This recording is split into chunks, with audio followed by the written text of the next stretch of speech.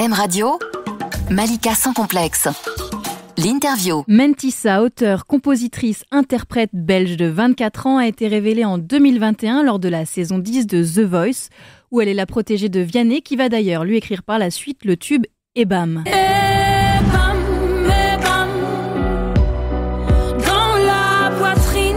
Dans son premier album La Vingtaine, sorti fin 2022, elle parle notamment du rapport à son corps, à son image. Je suis Malika Ménard et vous écoutez Sans complexe l'interview, un podcast dans lequel les femmes parlent de l'acceptation physique de soi. Malika Ménard reçoit Mentissa sur M Radio. Bonjour Mentissa. Bonjour. Et merci d'inaugurer ce podcast. C'est un grand plaisir, vraiment. Ton premier album est très autobiographique. On te découvre finalement dans Balance. Balance-moi, balance tout, j'ai libéré le poids qui pesait lourd sur le cœur, qui m'empêchait d'être belle, qui m'empêchait d'être moi. Tu te livres sur ta vision de l'amour de soi. La balance ici évoquée, c'est l'objet qui nous sert à nous peser, à nous comparer et parfois à nous détester. Cette chanson, tu l'as coécrite. Oui. T'avais besoin de te libérer de la pression de la balance ? C'est ça. Je pense que j'avais surtout besoin de me séparer. Il fallait que on était dans une relation vraiment d'amour, de haine forcément avec ma balance. Quand je voyais un chiffre qui me plaisait, qui se rapprochait de mon objectif, on était copains. Et puis quand je voyais un chiffre qui me plaisait pas, forcément c'était une catastrophe. Là où c'est devenu vraiment problématique, c'est que j'en avais 3. C'est que j'étais tellement obsédée, c'est que je pouvais me peser plusieurs fois par jour. J'allais me peser après chaque repas, j'allais me peser après chaque session de sport. Et puis j'avais 3 balances différentes parce que je remarquais que selon la balance, tout le temps le même poids. C'est pas le même poids. Donc je voulais avoir une moyenne très juste. Et c'est là que j'ai compris qu'il y avait un petit souci de balance. C'était depuis combien de temps t'entretenais cette relation ? Alors, en vrai, j'ai toujours un peu été complexée d'avoir des formes et tout. Mais c'est vraiment quand je me suis vue à la télé lors de The Voice France. T'as 21 ans alors à ce moment-là ? Exactement. Entre ma première apparition, mon audition et mon apparition en finale, il y a eu quelques mois qui se sont passés, il y a eu le confinement qui s'est passé et tout, donc j'avais pris un peu de poids, ce qui n'est pas la fin du monde. Sauf que quand tu le vois à la télé, là t'es confronté à ton image, tu vois, ah oui, j'ai pris je sais pas, 5, 6, 7, 8 kilos. Et donc là, du coup, c'était compliqué. Et c'est là que je suis rentrée dans une obsession de faut que je perde du poids, beaucoup de poids très vite. Et je suis rentrée dans cette obsession avec la balance. C'est pour ça que ma première chanson où je parlais justement de ce problème que j'ai eu avec mon corps, je devais incorporer la balance parce que cette balance a vraiment été décisive. Elle a vraiment eu un très grand rôle, malheureusement, dans cette perte de poids, finalement. Et je me suis dit, j'ai trouvé l'idée de me dire, mais pourquoi je ne m'adresserais pas à cette balance comme si c'était une personne ? Pourquoi pas faire une personnification et lui donner en fait des caractéristiques humaines finalement, parce qu'en fait c'est ça, j'entretenais une relation avec cette balance comme si limite... C'est une relation malsaine qui a duré 2 ans alors si je t'écoute bien. Qui a duré 2 ans, qui aujourd'hui est toujours là, toujours présent, avec modération. C'est-à-dire que tu peux que modérer quand t'étais à 3 balances 3 fois par jour. Oui, j'en ai plus qu'une et je fais quand même très attention. Aujourd'hui, j'ai toujours eu un regard critique. Bien sûr que te peser 6 fois par jour, ça sert à rien. Je le faisais quand même. Aujourd'hui, je vais réussir parfois à me peser qu'1 fois par semaine. Mais quand même, en fait, j'aimerais arriver à un état... ne plus te peser du tout. J'aimerais arriver justement à réussir à ne plus peser du tout. Pour moi, ce serait une réelle libération. Donc quand tu fais The Voice, tu te vois à l'écran, l'image... j'aime pas du tout. Voilà. Et avant ça ? J'ai toujours été complexée, mais ça allait. Je me pesais pas pour autant. En fait, depuis petite, j'ai toujours eu plus de forme que mes copines, en fait. Il n'y a rien de grave à ça, sauf que dans mon école, j'ai grandi en Flandre, donc j'avais beaucoup de copines blanches dans un premier temps. J'avais pas énormément de copines de couleur de peau noire, ce qui peut être ridicule, mais je pense que si j'avais eu des copines qui me ressemblaient plus, j'aurais peut-être été moins complexée. Tu te complexais en te comparant à tes copines ? En me comparant à mes copines, oui, qui elles, forcément, elles avaient un autre... elles n'avaient pas forcément la même morphologie que moi, donc elles n'avaient pas de forme, elles étaient finalement fines, et il n'y a pas de souci avec ça. Et avoir des formes, c'est très beau, mais quand j'étais petite, c'est vrai que j'avais pas vraiment beaucoup de choses à laquelle me comparer. La télé, c'était pareil. Quand on regardait sur Disney Channel, on voyait pas beaucoup de filles, je pense, rondes, avec des formes. Donc au début, il y avait ce truc-là où je me disais, j'ai des formes, c'est pas beau. C'est pas normal. J'aimerais ci, j'aimerais ça. Et donc le complexe, il a commencé assez tôt. Il a commencé à l'âge de, je pense, déjà 9-10 ans. Où j'ai toujours eu des petites fesses assez rondes et ça. Et mais c'est joli. Mais aujourd'hui, j'en suis très fière et c'est très joli. Mais à l'époque, pas du tout. Et donc tu en manquais fait, de modèles de représentation. Je pense. Je pense, d'identification. exactement, c'est ce que je dis. En fait, j'ai eu des copines, et il n'y a pas de souci avec ça, j'ai eu des copines planches dans un premier temps. Et je pense que du coup, comme j'avais pas vraiment de copines qui me ressemblaient, je pense que ça n'a pas Et aidé. dans ta famille? Dans ma famille, j'avais une cousine, c'est une anecdote, enfin c'est pas vraiment marrant, mais j'avais une cousine qui était, toutes les deux on avait la même couleur de peau, sauf qu'elle était très mince, elle, justement. Et donc du coup, souvent on nous appelait le squelette et l'hippopotame. C'est horrible. Dans la famille. Attends, l'hippopotame. Oui, après, quand on est dans ma famille, on sait pourquoi. C'est parce qu'en fait, on a des tantes chez nous où en fait, on dit les choses. Vous connaissez ces familles où les tantines, elles se gênent pas. Oh, t'as pris du poids, oh, t'as des joues, des trucs comme ça. En vrai, c'est toujours des petits trucs comme ça où la tante, elle pense pas mal faire. Mais Tu me diras, le squelette, c'est pas sympathique non plus. Non, c'est pas sympathique non plus. Je pense que toutes les deux, ma cousine et moi, on a été traumatisés d'une autre manière. Elle a probablement dû être traumatisée de se dire, du coup, elle a toujours eu l'impression d'être trop mince alors qu'elle était très bien. Et moi, j'ai toujours eu l'impression d'être un peu trop grosse alors que j'étais très bien. Donc même à la maison, t'étais pas rassurée, quoi. On complexait encore plus. C'est vrai que depuis très tôt, à l'âge de 9-10 ans, je parlais déjà de régime quand même. Ce qui est quand même... c'est pas normal. Ouais. À l'âge de 8-9 ans, je parlais déjà de régime. T'appréciais déjà plus le fait de manger, en fait? T'étais déjà dans une forme de culpabilité? J'avais déjà un rapport difficile de culpabilité avec la nourriture, tout à fait. Ouais. Donc c'est pas d'insouciance, quoi. Non. Tout de suite, 9-10 ans, ça devient très compliqué. Exactement.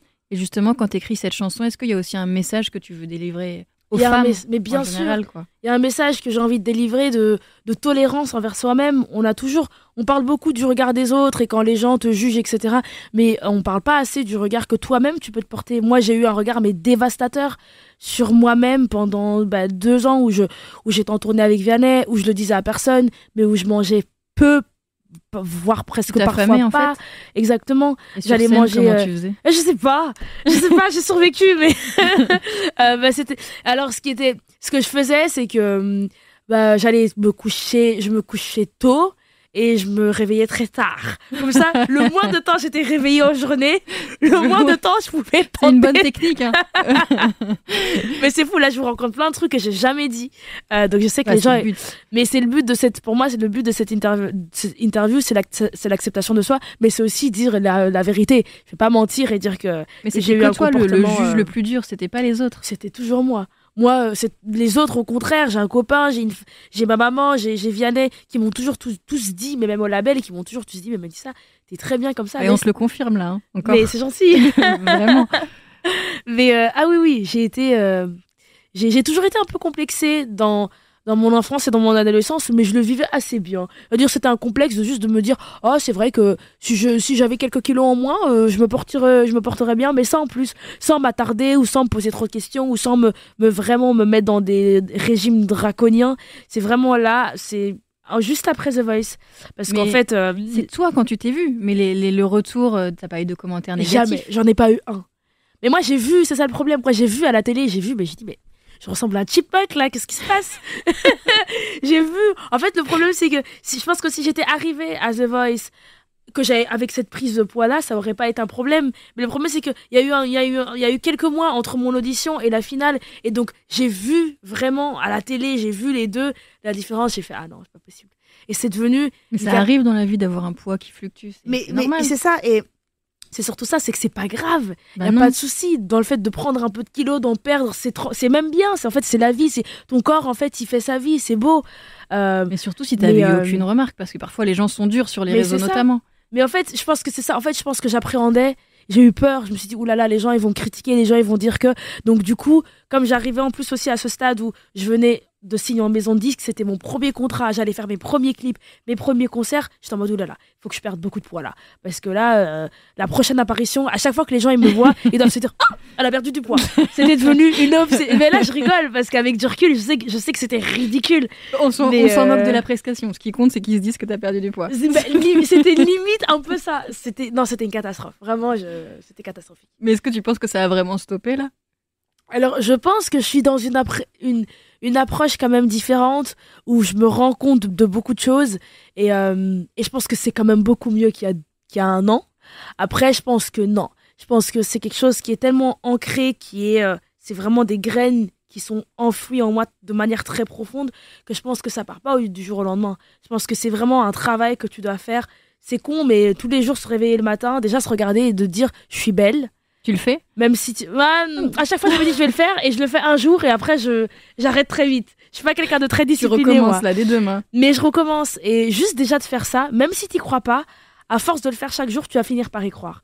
Et je pense que c'est un minimum. faut se convaincre et je pense que comme on dit fake it till you make it, c'est des petits Alors, trucs en comme anglais, ça. moi Mais fake it till you make it, dire au début, même si t'y crois pas, tu le fais, tu fais semblant d'y croire et à force, ça va devenir, tu vas y croire tout simplement. Si tous les jours tu te dis je suis intelligente, je suis belle, je suis talentueuse, si tu te le dis tous les jours, un jour tu finiras par croire ces mots-là.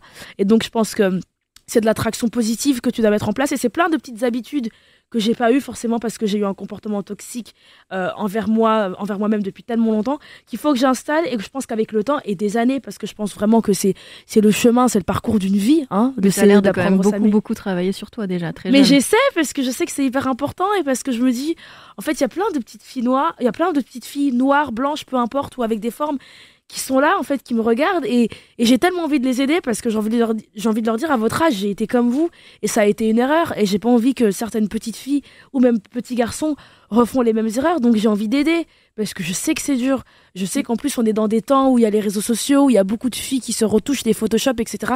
C'est pas facile de vivre. Mais t'as déjà aidé, j'imagine, avec ta chanson. J'imagine que t'as eu pas mal de retours une fois qu'elle est sortie de personnes que tu as aidées. C'est ça, je suis déjà très contente parce que je sais que Balance c'est mon témoignage, mais c'est un témoignage qui a beaucoup aidé. La dernière fois encore, je rencontrais une fille lors des dédicaces qui m'a dit merci beaucoup parce que Balance, c'est l'histoire de ma vie. Je lui ai dit, c'est l'histoire de ma vie aussi. On est ensemble, je lui ai dit. Je lui ai dit, t'inquiète pas. Et j'ai envie d'aider. En fait, j'ai envie de m'aider et par la même occasion, je veux aider les autres. Parce que je sais à quel point ça pourrit la vie. C'est le but de ton métier aussi. Et c'est le but d'un métier d'artiste, tout à fait. Tu parlais tout à l'heure des réseaux sociaux. Tu dis que toi, ça aussi, ça t'a pesé, les diktats de beauté universelle. Bien sûr. Mais c'est horrible. Tu te comparais, ça a été une des choses qui a créé ton mal-être. Mais bien sûr, parce qu'en fait, ça devient obsessionnel. On se rend pas compte, c'est inconscient. Mais quand tous les jours, tu vois le même type de fille, avec les cheveux longs, lisses, le regard parfait, les dents blanches, toutes droites, avec le même type de corps, quand tu les vois toutes pareilles, à un moment donné, inconsciemment, tu as l'impression que tu dois aussi ressembler à ce standard-là. Et le fait que tu ne ressembles pas à ce standard-là, ça peut créer chez toi un mal-être. Moi, je sais que ça a créé chez moi un grand mal-être parce que déjà, depuis toute petite, les films, les séries que j'adorais, que je regardais, les filles que j'idolâtrais, elles ne me ressemblaient pas du tout. Ça, c'est un problème. Heureusement qu'aujourd'hui, de nos jours, ça a beaucoup changé et qu'aujourd'hui, bien évidemment, la femme noire, elle est magnifique, tout comme la femme blanche, tout comme la femme, peu importe. Heureusement qu'aujourd'hui, la beauté ne s'arrête plus à une couleur de peau, à une texture de cheveux, mais ça n'a pas été le cas. Ça est pendant longtemps, c'est con, mais les cheveux afro, au début, je ne trouvais pas vraiment de tuto de comment apprendre à me coiffer mes cheveux. Donc, qu'est-ce que j'ai fait? J'ai commencé à les défriser, j'ai commencé à porter. D'ailleurs, et je les ai toujours. J'ai commencé à tout de suite, très tôt, me lisser les cheveux et tout, parce que le cheveu afro, au début, c'était pas ce que c'est aujourd'hui. Aujourd'hui, c'est devenu hyper bien, c'est à la mode. Aujourd'hui, heureusement, on a plein de tutos comment s'occuper de nos cheveux.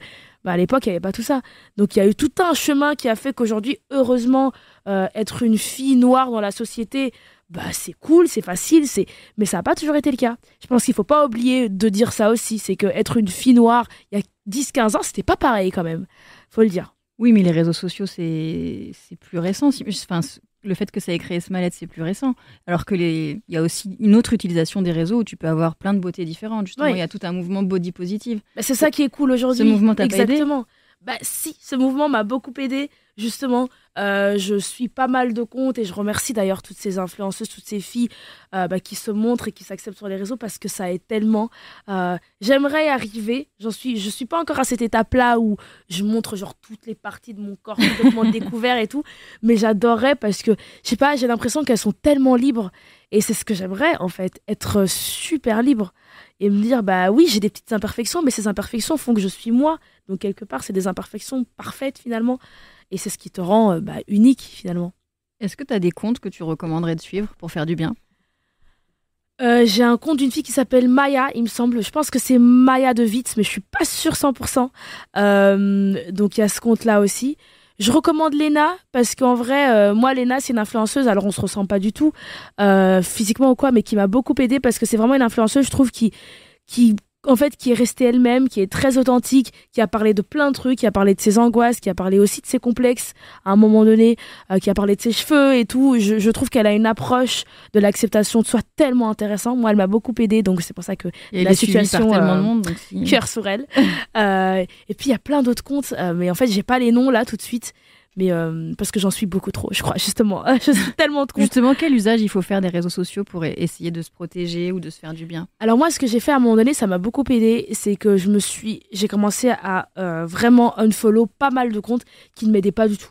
Donc des filles, si à un moment donné tu sens que tu te sens pas bien dans ta peau, ça peut aider vraiment de unfollow plein de comptes de gens qui te complexent. C'est tout bête, mais si un compte d'une fille te complexe, te fait pas sentir bien, tu unfollow. Et à un moment donné, tu essaies de, on va dire, recréer ton feed à base de... Moi, je suis beaucoup de pages, même de petits messages, de proverbes qui me motivent. Et donc, mon Instagram est très positif et ça a un effet très positif parce qu'en fait, tout ce que je vois, c'est des vidéos de filles qui s'assument, c'est des vidéos de filles qui ont des formes et qui s'assument. C'est plein de petits messages positifs du style, voilà, t'es belle comme tu es, etc.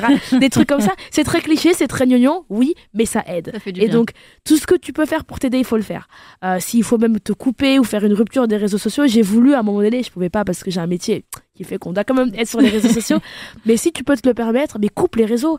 Coupe les réseaux et écoute de la musique, fais de la lecture. Mais vraiment, faut pas avoir peur de se dire à un moment donné, si ça te fait pas sentir bien, il faut que tu l'enlèves. C'est comme les gens, faut s'entourer que des gens qui t'amènent on va dire, qui te stimulent de manière positive. Il faut que t'entourer des gens qui te ramènent une énergie positive. Quelqu'un qui te tire vers le bas, je suis désolée, il faut l'exciter aussi. C'est très important. L'entourage, voilà. Oui. Exactement. C'est l'entourage et c'est tout ce qui t'entoure. C'est tout ce qui peut te stimuler. Un livre, n'importe, qui te fait sentir bien et qui te fait sentir comme si t'es la boss. Faut te nourrir que de ça. T'es moi, la je boss. pense. En termes d'acceptation de soi au sens large, en dehors de ta silhouette, t'en es où là maintenant? Alors, je pense que là, particulièrement aujourd'hui, il fait un peu bon et tout. Je pense que j'ai l'impression que je suis sur le bon chemin. Parce que on parle des complexes physiques, mais on parle pas des complexes, c'est bête, mais des complexes d'intelligence. Tu peux aussi complexer sur ton intelligence. Tu peux avoir l'impression que t'as rien à dire, que t'es pas très intelligente. Tu peux être aussi complexé de la manière dont tu t'exprimes, même le vocabulaire que tu utilises. Ce n'est plus mon cas. Ce n'est plus mon cas. Aujourd'hui, je m'accepte telle que je suis. Je sais que parfois, je suis belge, donc j'ai des manières de dire les choses qui peut-être que certaines personnes ils vont dire mais qu'est-ce qu'elle raconte. Mais ça, je m'en fous. Je m'accepte vraiment telle que je suis. Je suis quelqu'un qui parle beaucoup avec les mains aussi. J'ai une gestuelle assez. Tu es communicante. Je suis très communicante. Je suis toujours très passionnée comme je parle. Et ça aussi, au début, ça pouvait. J'allais parfois un peu me censurer au début. J'allais faire attention à comment je me tiens, comment je parle, le début des mots. Les mots que j'allais employer, tout ça. Aujourd'hui, j'ai vraiment décidé en fait d'être moi-même. Ça réussit bien. Vraiment, dans tous les sens du terme. Être moi-même physiquement, mais mentalement, mais de manière...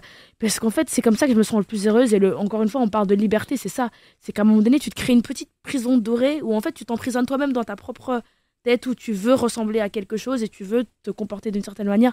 En fait, j'ai dit non. En fait, ça, j'ai trop la flemme de jouer un rôle parce que j'ai peur qu'en fait les gens me jugent sur ce que je suis. Je préfère être comme je suis et puis les gens, de toute façon, t'es pas né pour plaire à tout le monde, hein, donc. Est-ce qu'aujourd'hui tu peux affirmer que tu te trouves belle? La question. Ça dépend des jours, mais il y a des jours où vraiment je peux me dire aujourd'hui je me trouve belle, je me trouve jolie. Et puis il y a des jours où je me dis ah non.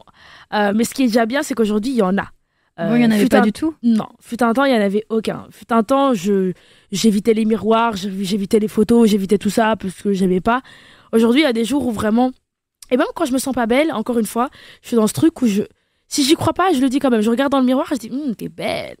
Même si c'est pas le cas, je dis c'est pas grave. Alors, ça marche. T'es belle. Ça marche, je pense. Parce qu'en fait, c'est tout un positionnement dans ta tête et c'est aussi l'énergie que tu te renvoies à toi-même. Si tu décides que t'es belle, t'es belle. C'est aussi simple que ça. C'est vraiment pas compliqué, hein. Mais comment tu peux avoir été une jeune fille qui ne se regardait pas dans la glace et se dire tout d'un coup je vais aller me présenter à The Voice? Parce qu'en fait, la musique, il y a ce truc très paradoxe où je suis pas forcément quelqu'un qui aime être sous les feux des projecteurs et tout. C'est pas forcément ce que j'aime. Parce que ce que j'aime, c'est chanter. Et en fait, tu peux pas avoir l'un sans l'autre. C'est-à-dire que tu peux pas avoir, on va dire, le succès de ta musique sans la notoriété qui va avec. Je dis pas que la notoriété est quelque chose qui me dérange, mais la notoriété n'est pas forcément quelque chose qui me stimule ou ce que j'aime. Ce que je fais, je l'ai jamais fait pour la notoriété ou pour la célébrité. Ça, c'est pas ce qui m'intéresse. Moi, ce que j'aime, c'est faire de la musique, c'est partager de la musique avec des gens, c'est faire de la musique avec d'autres. Moi, c'est ça que j'aime, parce que c'est vraiment ça qui m'a sauvée à un moment donné, je pense même de moi-même, quand j'étais déjà plus jeune et que je me sentais déjà pas bien dans ma peau. La musique, c'est comme un soleil qui est venu et qui a rayonné dans ma vie. Avoir une passion, en fait. Et avoir une passion, avoir quelque chose qui te donne envie de te lever le matin, tout simplement. Moi, ça a été la musique. Donc tu savais que pour vivre de la musique, il fallait passer par la case médiatisation. Bien sûr. Et t'as eu le revers de la médaille quand tu t'es vue à la télé. Exactement.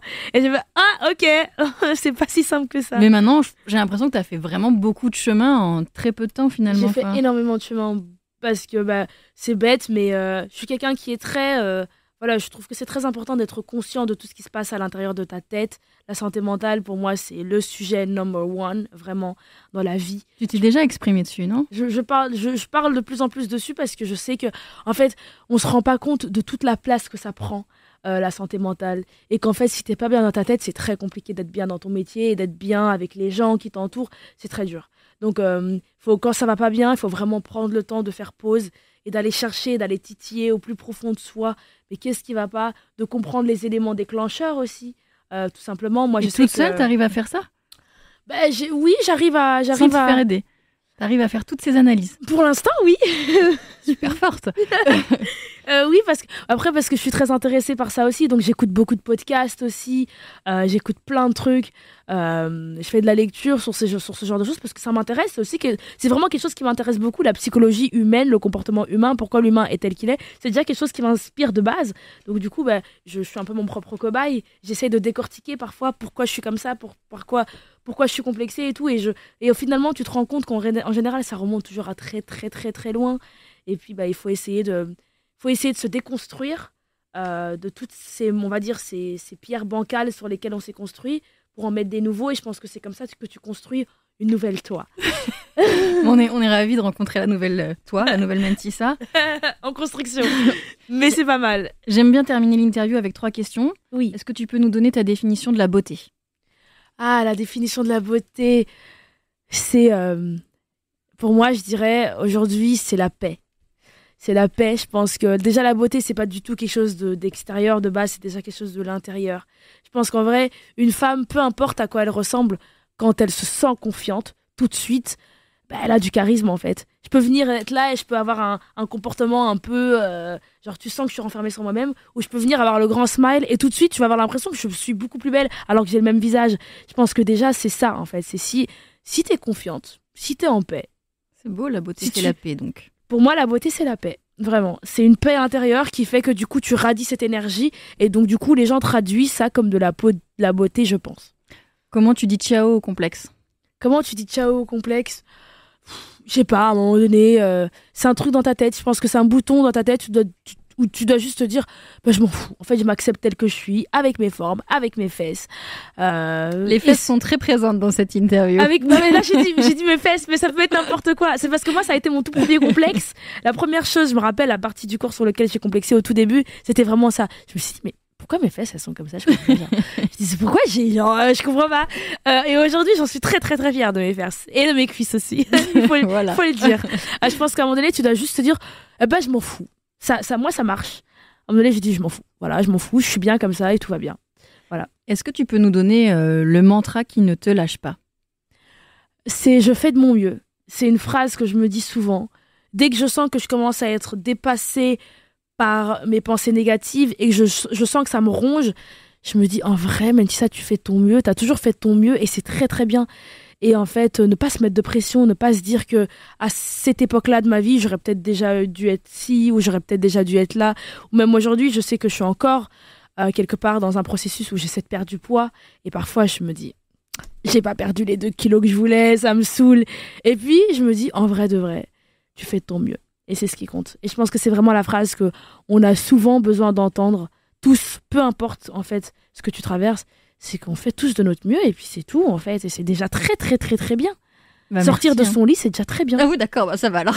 Voilà, c'est déjà une victoire en soi. C'est vrai qu'on le fait pas tous les jours en vrai. Voilà. Tout simplement. Merci en tout cas de t'être livrée, d'avoir donné un vent de liberté là. Bah oui, je sens que là, j'ai tout donné là. J'ai même trop donné, je pense. Mais c'est très bien. Merci beaucoup. Merci, c'est un plaisir. M Radio, Malika sans complexe. L'interview.